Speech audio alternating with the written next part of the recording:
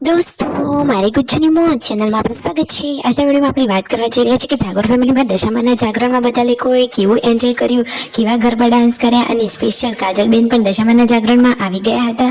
એમાં દિવ્યેશ વાળાભાઈએ અને તેમના એક કાકીએ સુપર સરસ મજાનો ડાન્સ કર્યો। દશામાની વિદાય કેવી રીતે કરી, કોણ કોણ મૂકવા ગયું, કેટલી વાર આરતી કરી, બધા લોકો કેવા તૈયાર થયા અને કઈ જગ્યાએ દશામાની પધરાવ્યા, આ બધી જ માહિતી મળશે તમને આપણા આ વિડીયોમાં।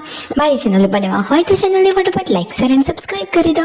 Full video in Thakor family blog channel દોસ્તો ફૂલ વિડીયોની લિંક ડિસ્ક્રિપ્શનમાં મૂકેલી છે, ત્યાં જઈ તમે આખો વિડીયો વોચ કરી શકો છો। હવે ટૂંકી ટચુકડી લાઈવ લેટેસ્ટ એન્ડ ટ્રેન્ડિંગ માહિતી મેળવવા માટે કરી દો મારી ચેનલને ફટાફટ સબસ્ક્રાઇબ। તો ચાલો દોસ્તો વધારે રાહ ન જોતા આપણે વિડીયોની શરૂઆત કરી દઈએ। તમે વિડીયોમાં લાઈવ જુઓ કે દશામાના જાગરણનો આ છેલ્લો દિવસ એટલે કે આ છેલ્લી રાત હતી, તો આખો દિવસ જાગરણ કરવાનું હતું। તો બધા જ લોકો સાથે મળી અને મસ્ત મજાનો આ ગરબા ડાન્સનો પ્રોગ્રામ બનાવી દીધો હતો। દિવ્યાંશ વાળાભાઈએ તો એક સુપર સોંગ ઉપર મસ્ત મજાનો ડાન્સ કર્યો, વંદે માતરમ સોંગ ઉપર ડાન્સ કર્યો અને પછી પૂનમ ભાભી અને સંજયભાઈની લાડકી જેન્સીએ જુઓ માથે પે માટી એ ગીત ઉપર સરસ મજાનો દેશભક્તિના રિલેટેડ આ મસ્ત સોંગ ઉપર ડાન્સ કર્યો। બધા જ લોકોએ તાલીઓના ગડગડાટથી એને વધાવી। પછી જુઓ આ પૂનમ ભાભી સંજયભાઈ એ લોકોના એક આ કાકીસા છે, એમને પણ ઘુમર ડાન્સ ઉપર મસ્ત મજાનો આ મસ્ત ડાન્સ કર્યો। જુઓ ઘુમર ગીત ઉપર સરસ ડાન્સ કરી દીધો, બધાને એમનો ડાન્સ સરસ ગમ્યો।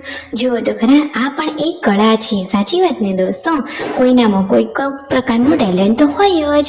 તો ફાઇનલી અહીંયા આ રીતે મસ્ત મજાની પછી ગરબાની રમઝટ જામી ગઈ છે, બધા જ લોકો ગરબાની લાઈનમાં જોડાઈ ગયા છે। જો કુમકુમના પગલા પડ્યા અને કહો પૂનમના ચાંદની સરસ મજાના ગીતો સાથે ગરબા ઘૂમ્યા।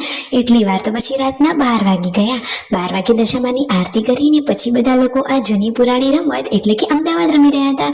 પછી રાતના 2-2:30 વાગ્યા એટલે પછી બધા લોકોને લાગી હતી ભૂખ, તો મસ્ત મજાનો નાસ્તો બનાવી દીધો છે। નાસ્તામાં સાબુદાણાની ખીચડી બનાવી હતી અને પછી ફાઇનલી જુઓ અહીંયા ફરીથી દશામાની સવારે આરતી થઈ રહી છે।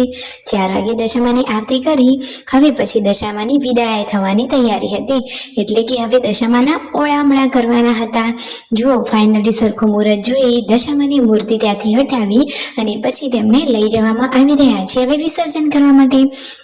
દશામાનું વિસર્જન કઈ જગ્યાએ કર્યું, કોણ કોણ ગયું, જુઓ લાડકા બેનીબા એટલે કે કિંજલબેન દશામાની મૂર્તિને માથે લઈ જઈ રહ્યા છે। 5 લોકોએ અહીંયા મૂર્તિને પકડી અને માથા ઉપર મૂકી દીધી અને ફાઇનલી હવે કિંજલબેન અને આ પરિવારના બધા જ લોકો શિલ્પા ભાભી, તેમના કાકી, મમ્મી, સંજયભાઈ, રાકેશભાઈ બધા જ લોકો આ સાધન કરી અને પહોંચી ગયા છે ધરોઈએ। જુઓ મોટી નદીના વહેણે આવી ગયા છે બધા લોકો દશામાને લઈને। દશામાની આટલી સરસ મૂર્તિ અને 10 દિવસની એવી માયા લગાડી કે આજે તેમનું વિસર્જન કરવું તો બધાને બહુ જ કપરું અને કરુણ લાગી રહ્યું છે। કાજલબેનીબાએ ત્યાં પણ દશામાની આરતી કરી।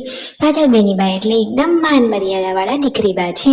જો બધા જ લોકો સાથે દશામાની મૂર્તિને લઈ અને હવે પાણીમાં તેમને વળાવી રહ્યા છે, એટલે કે પધરાવી દીધા, તેમનું વિસર્જન કર્યું અને પછી તેમને આ દીવો મૂક્યો, એટલે કે દશામાં તમે આ દીવાના અજવાળે જાજો ને આવતા વર્ષે વહેલા આવજો।